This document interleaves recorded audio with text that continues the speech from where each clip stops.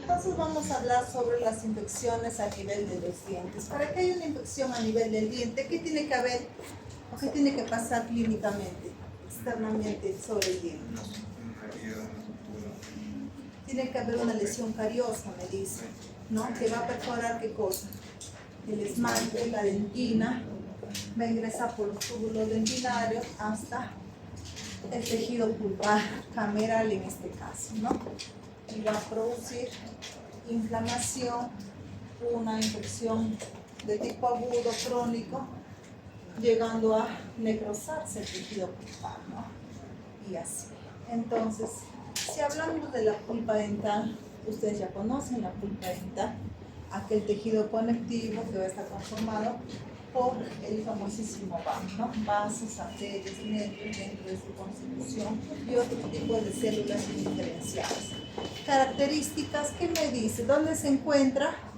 Encerrado entre paredes calcificadas de dentina, ¿no? Dentro del diente, cubierto todo de dentina, tanto a nivel cameral, tanto a nivel radicular, cuyos vasos sanguíneos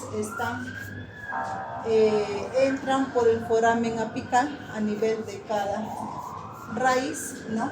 De una manera irrigando pues toda esta pulpa.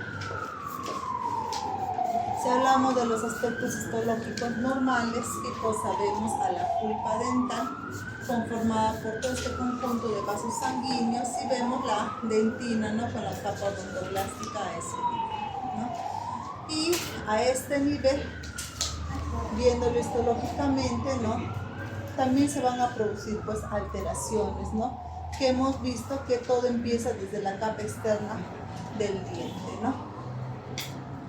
Empecemos hablando de una hiperemia pulpar, ¿no? Hiperemia pulpar o denominado también sensibilidad dental, ¿no? Sensibilidad dental. Puede haber sensibilidad a cambios térmicos, al frío.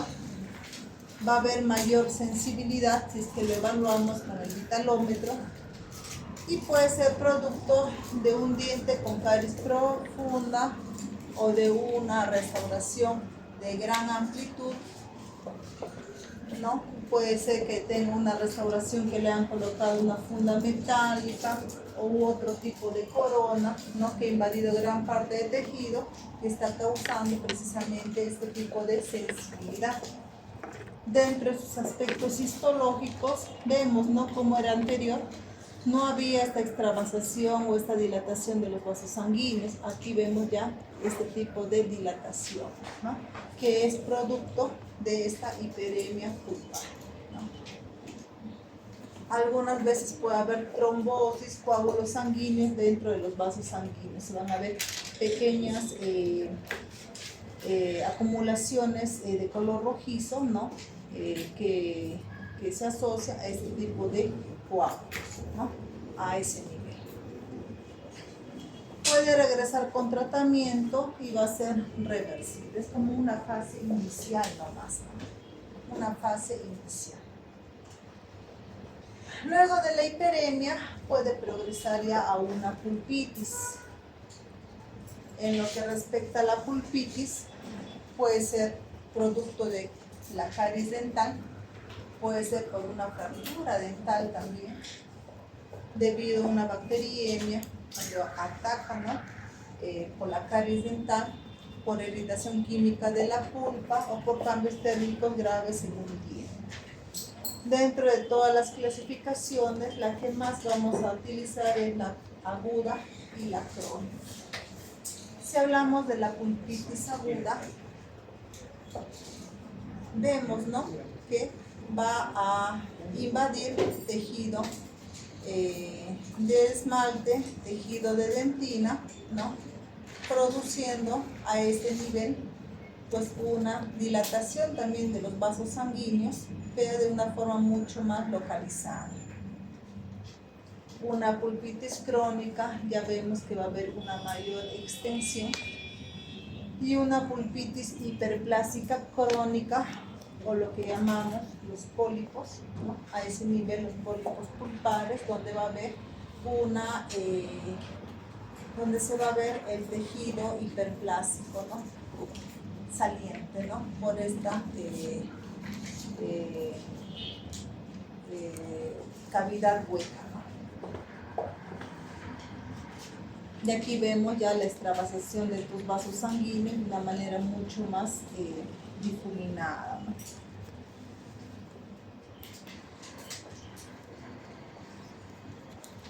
La pulpitis aguda, de secuela inmediata y frecuente de la pulpitis focal reversible, ¿no?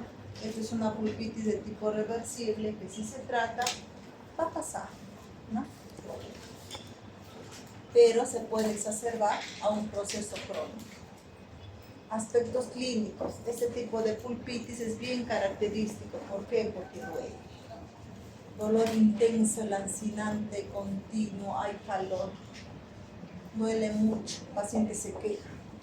Aumento de la sensibilidad pulpar, porque es en un punto localizado, en un punto específicamente localizado. Hay dolor. Puede producirse por un diente con una cavidad cariosa amplia.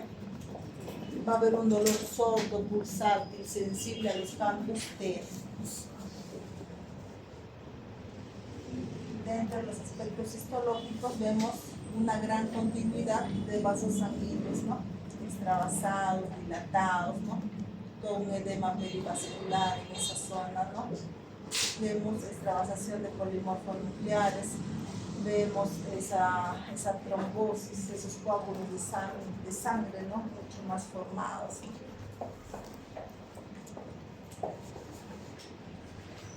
Una pulpitis crónica. ¿Producto de qué? De una pulpitis aguda previa. En ese orden, ¿no? Puede ser una pulpitis abierta y una cerrada. A menudo me dice no hay dolor. Normalmente no hay dolor, ¿no? Pero también puede haber dolor, pero no es tanto como una aguda, ¿no? ¿Por qué? Porque vemos que no es en un punto localizado, ¿no? Va a haber un dolor sordo, moderado, intermitente, pero menos que la aguda. Va a haber disminución de la sensibilidad pulpar. Y como vemos histológicamente, acá ya vemos gran infiltración de los linfocitos, ¿no? Esa barrera inmunitaria, ¿no? Por este proceso infeccioso, ¿no? Gran células plasmáticas, esta extravasación, la dilatación mucho más pronunciada de los vasos sanguíneos, ¿no? Es un proceso inflamatorio mucho más crónico.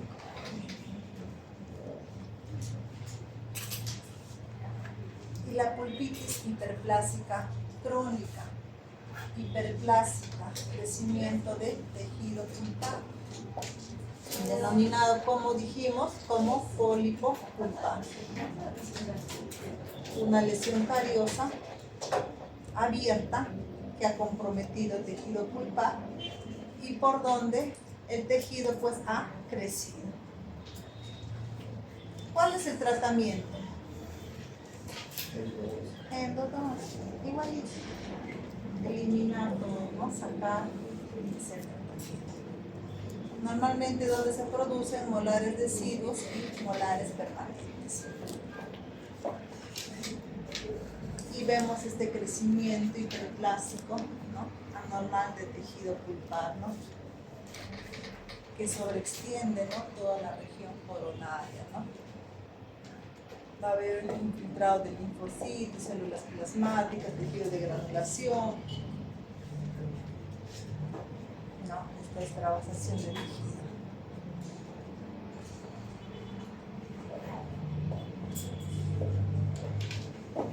Llegando a qué? Pues finalmente a la necrosis pulpar. ¿Qué cosa vemos aquí? ¿Qué quiste? ¿Quiste? Periapical, pues Dios mío. Quiste periapical.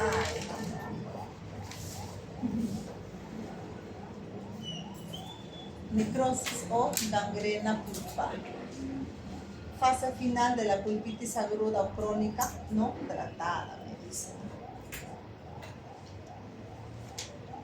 Va a haber tumefacción o no también. Va a ser un diente asintomático a la percusión. Puede haber un leve dolor, puede haber por ahí también. No responde a pruebas de vitalidad, calor, frío, no hay dolor, no hay nada en ese aspecto. Aspectos radiográficos, por lo general, hay una lesión o quiste periapital. Zona de radiolucidez que va desde el engrosamiento nítido del ligamento periodontal, miren el ligamento periodontal, hasta una lesión periapical mayor. Y ahí lo tenemos.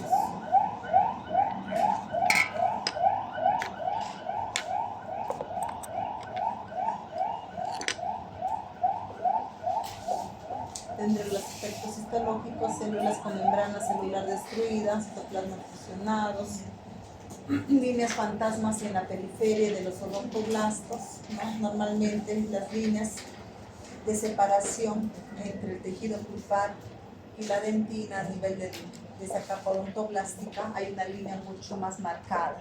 Pero en una necrosis pulpar la línea ya como que desaparece, ¿no? Por eso se llama línea fantasma.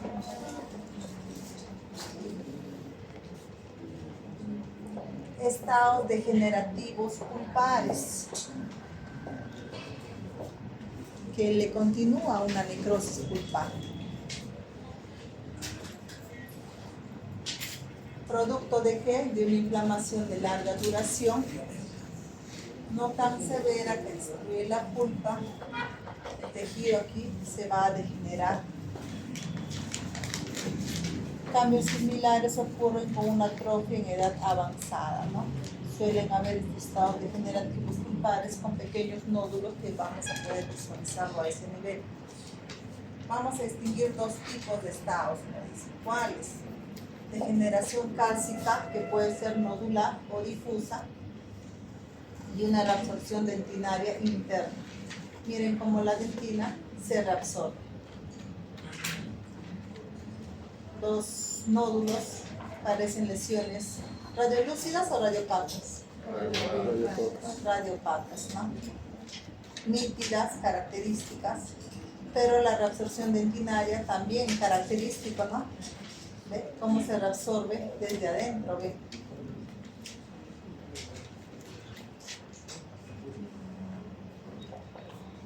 La degeneración cálcica nodular, producto de alteraciones circulatorias o degenerativas de vasos o células pulpares. Se van a degenerar y van a producir una apariencia de nódulos pulpares. Cálcicos por esa coloración blanquecina, ¿no? Que se visualiza, ¿no? Radiográficamente. Se encapsulan. Y difusa de una manera ya irregular, ¿no? Masas también nodulares así, pero de una manera más irregular en lo que es su expresión morfológica, ¿no? Y la reabsorción dentinaria interna. Miren, ve.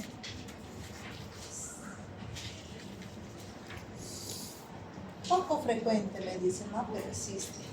Hallazgo radiográfico, generalmente asintomático, no duele, no molesta. En algunos casos el paciente percibe una molestia que va a dar un dolor de mayor magnitud. ¿Por qué puede ocurrir esto? También por un proceso traumático. Un proceso traumático que también puede producir este tipo de reabsorción interna.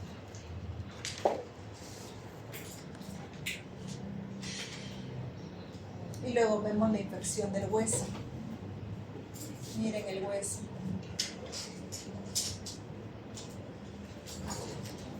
Hablando de lo que es la osteomielitis, ¿no? Inflamación del hueso. Y posible progresión a necrosis,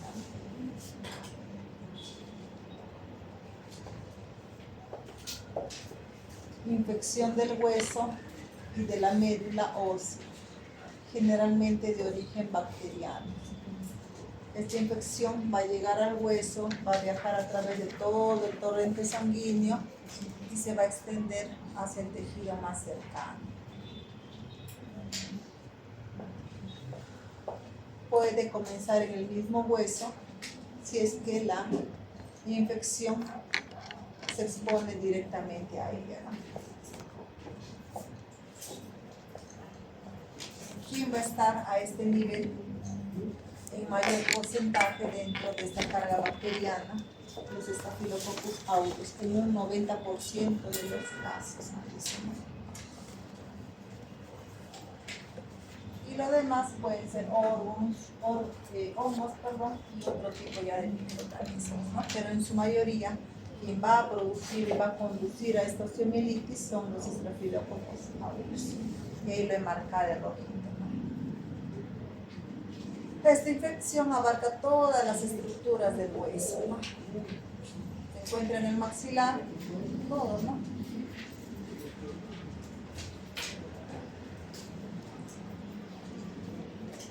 Que va a producir exposición de la lesión maxilar, necrosis de todo el tejido óseo. De acuerdo a la ubicación, puede haber comunicación con seno maxilar, ¿no? Con las fosas nasales. Se puede extender.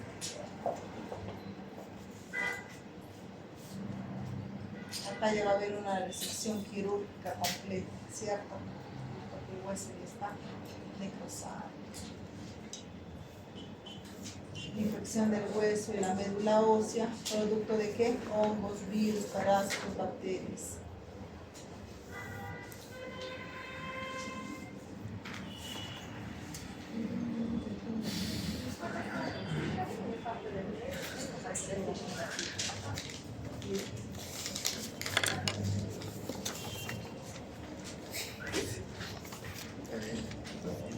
La osteomielitis entonces puede ser aguda, duración de días o semanas, o puede ser crónica, llegando a meses e incluso toda la vida, ¿no?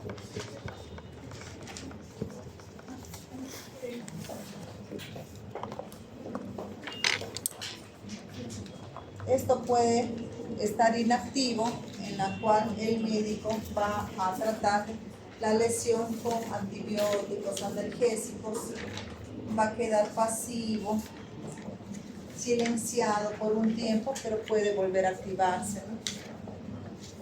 En caso de que no se trate ya, se va a tornar grave, va a haber propagación de la infección, viendo, ¿no?, la imagen con esa necrosis generalizada, invadiendo otras estructuras anexas a ella, ¿no?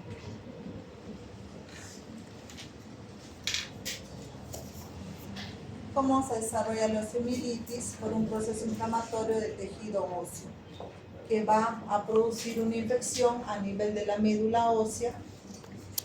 De la médula ósea se extiende al periósteo, al hueso, ¿no?, produciendo toda la estructura necrótica, ¿no?, externa del hueso.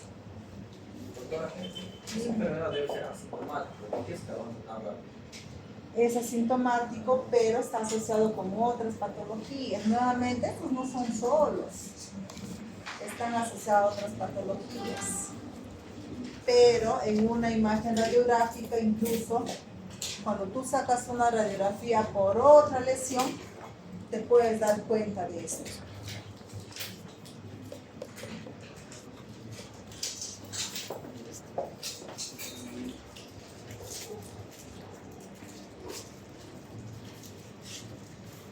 ¿Qué son los secuestros óseos? Son un signo clásico de la osteomielitis, que consiste en que la parte necrótica de un tejido quede incluida en el tejido sano y separado de este por un proceso inflamatorio, ¿no?, que también se observa, ¿no?, a ese nivel, y por el cual también puede producir este tipo de necrosis. ¿A qué edad suele aparecer? En un adulto a partir de los 20 años, siendo más frecuente la zona mandibular, y si es en el maxilar superior, de mayor incidencia me dicen los maxilares, ¿no? Tiene incluso su área de predilección, ¿no? En el niño suele ser de tipo hematógeno, sangre, a nivel del flujo sanguíneo, transmitido de qué? De la madre al niño. En el lactante es el más frecuente que en el adulto y suele manifestarse en el maxilar superior.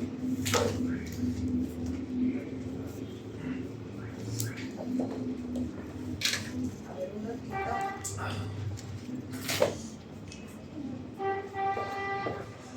Puede tener causas, me dicen, ¿no? Siendo una endógena o hematógena y una osteomielitis exógena.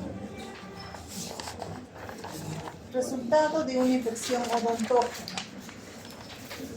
La osteomielitis puede generarse en el maxilar o mandíbula por vía directa o indirecta. Vía directa. ¿Cómo se produce esta osteomielitis? Para que llegue a la mandíbula o al maxilar. Por vía directa, a través del diente y los tejidos periodontales. Nuevamente, ¿producto de qué? De una infección. Vía indirecta, que puede ser hemática y linfática. La osteomielitis endógena o hematógena, producto de una infección bacteriana, transmite a través de la sangre que se propaga al hueso, a través de sangre. ¿Cómo tendría comunicación a través de sangre al hueso? Tejido pulpar, ¿cierto? Tejido pulpar que tiene conexión. Puede provenir de una infección de amígdalas, proceso amigdalino, infección a nivel de amígdalas. Esas amígdalas pancreatinas que se hinchan, se inflaman con material purulento. También puede provenir de los dientes por una infección crónica, una pulpitis crónica, una necrosis, que también se infecta a tal modo que puede producir este tipo de infección. Caries, granulomas, inflamación de las fosas nasales o de las glándulas sebáceas de la piel, que puede provenir la infección para que se produzca este tipo de osteomielitis. Dentarios. ¿Cómo puede ser? ¿A qué nivel de los dientes? A nivel periapical va a producirse este tipo de lesiones, produciendo este proceso infeccioso a nivel del hueso. Salud por un proceso periodontal. También que va a infectar a través del ligamento periodontal, se va a extravasar hacia el hueso, por mucosas, por una pericoronaritis, una gingivoestomatitis, úlcero necrotizante, por una celulitis. También, ¿no? De acuerdo a dónde se encuentra, a qué nivel, qué tanto va esta celulitis, ¿no? Hueso, tejido blando, hacia dónde se propaga, por procesos protésicos, por implantes supraperiósticos y endoóseos, que pueden también ser factores etiológicos, por un implante dental que no cumple con todas las medidas de bioseguridad en su proceso de implantación, que puede producir este tipo de osteomielitis, por un proceso protésico. Por eso tanta bioseguridad, ¿no? Cuando hacen la implantación de un implante, pues, ¿no? A nivel del hueso. Puede producir, puede. No se dice en todos los casos, ¿no? Pero puede. Y una osteomielitis exógena.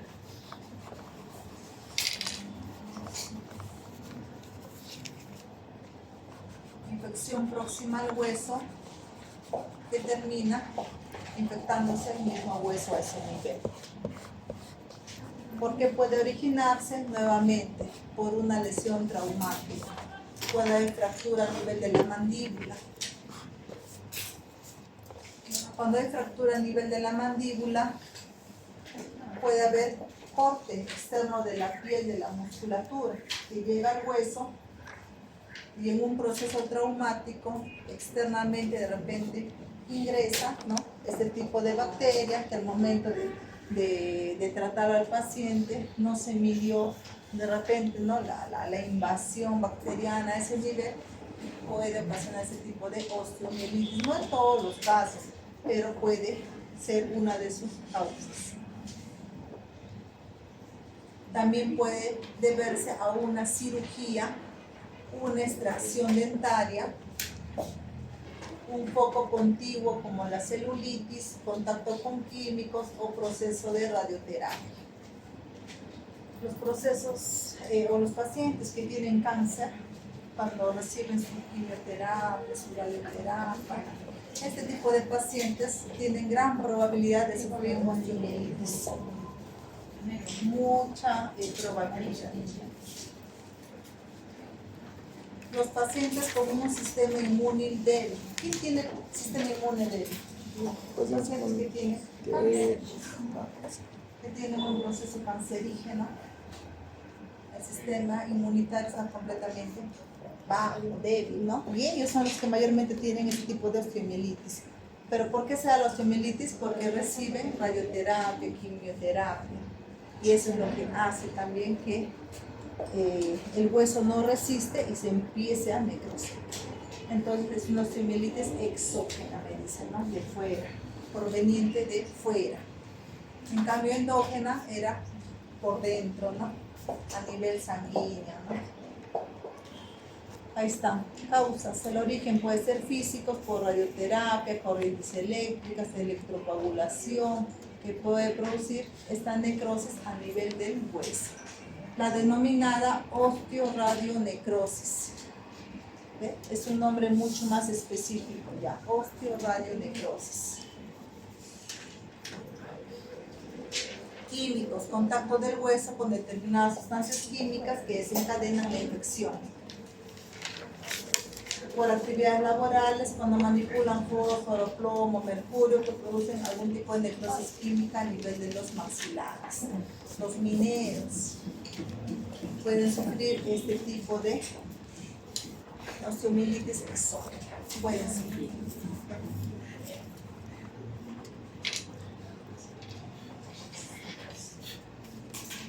Vamos a encontrar 4 tipos de tipologías. Me dice una osteomielitis supurativa, que puede ser aguda y crónica, una osteomielitis crónica esclerosante focal, esclerosante difusa, osteomielitis periostitis proliferativa o la osteomielitis de Garre.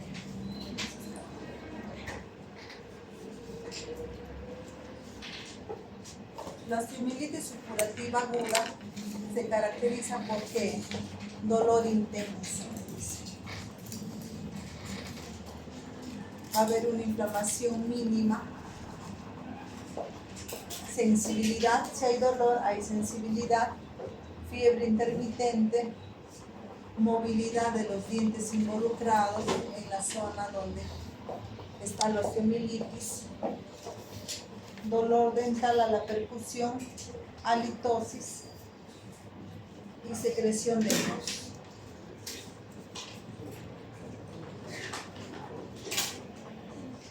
Fístula se observa bastantes fístulas.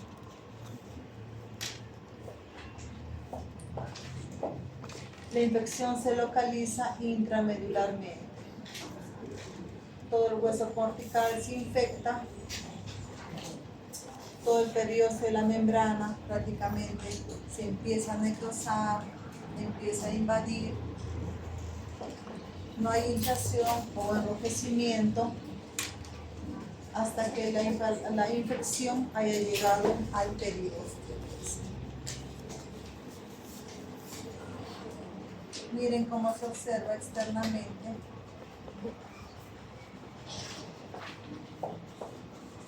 Externamente puede hacerse visible, ¿no? Estas fístulas cutáneas.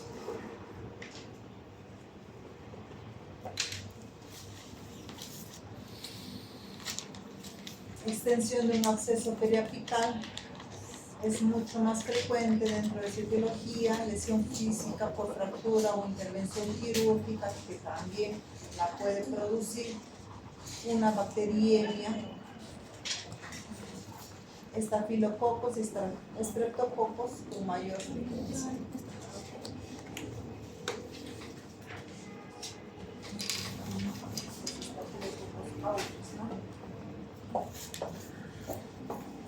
La osteomielitis supurativa crónica. ¿De dónde proviene? De una aguda que no se ha tratado de una manera correcta o no se ha diagnosticado a tiempo, ha progresado a crónica. Tratamiento a base de antibióticos, la cirugía correspondiente para drenar todo el material purulento que se ha formado, eliminar restos de tejido infectado a través de un legrado, si el caso lo requiera. Va a haber extracción de la pieza involucrada, de la o las piezas no involucradas. Lesión radiotransparente con zonas focales de opacificación.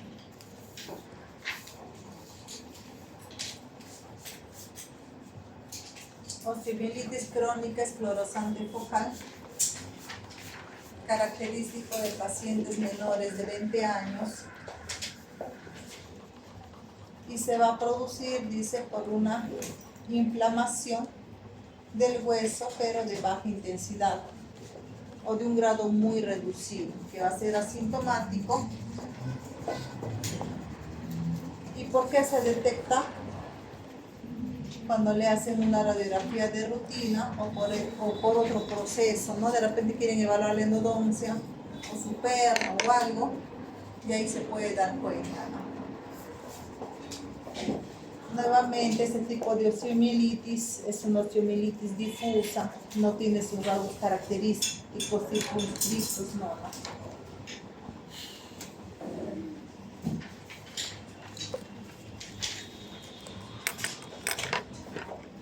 Va a darse a nivel de los molares mandibulares, premolares. Se observa una masa radiopaca, miren acá también se observa una masa radiopaca blanquecina, rodeada de hueso esclerótico, me dice.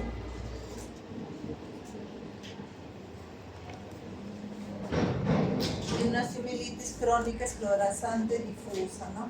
Acá vemos una imagen radiopaca blanquecina, difusa, ¿no? Que no se observa.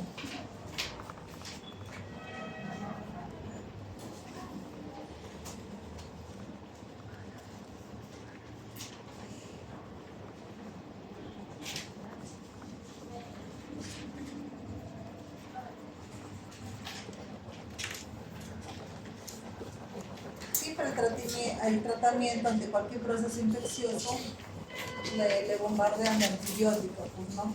Prescritos precisamente para el proceso infeccioso, ¿no? Puede ir acompañado de una férula, dependiendo del grado de movilidad de la pieza dental, y evitar la sobrecarga dental. ¿Qué cosa quiere decir? Pacientes que bruxan mucho. A estos tipos de pacientes se le tiene que hacer una férula oclusal para evitar el choque continuo entre los dientes, ¿no? Y evitar ese sobrecargo. Y evitar, por ende, dolores musculares, apretamiento del disco auricular a nivel de la piel, ¿no? Que suele haber en este caso de osteomielitis.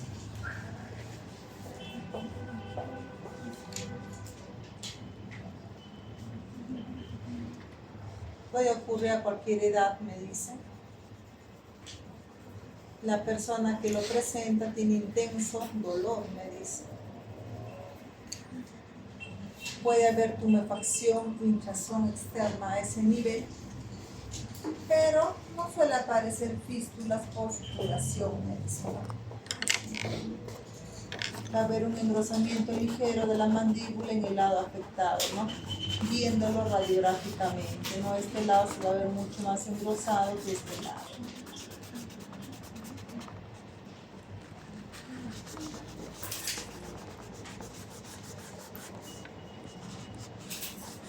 Radiográficamente una esclerosis difusa al hueso, de color radiopaco blanquecino. Y último, la osteomielitis periostitis proliferativa o la osteomielitis de Garrett, descrito por Hal Gardner, ¿no? Suele darse en niños y jóvenes, también producto de una infección de baja intensidad. en el que el sistema defensivo limita la progresión de la infección solamente a ese nivel de una manera mucho más localizada, ¿no? También va a ser producto de un proceso traumático, ¿no? Este tipo de osteomielitis, por una irritación o un tipo de infección, pero de manera libre. Mayormente es causado, me dicen, por caries dental.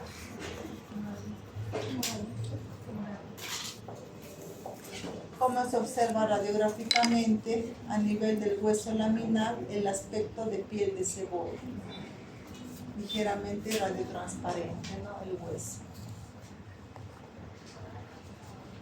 Puede haber una tumefacción facial de este tipo de osteomielitis localizada.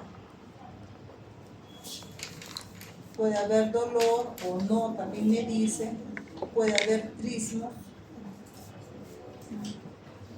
El tratamiento consiste en la eliminación del foco infeccioso mediante la endodoncia que lo está produciendo. A veces puedo pensar que es un quiste periapical esto, pero no es un quiste periapical. No es, ¿por qué? Porque tiene estos bordes difusos, ¿no?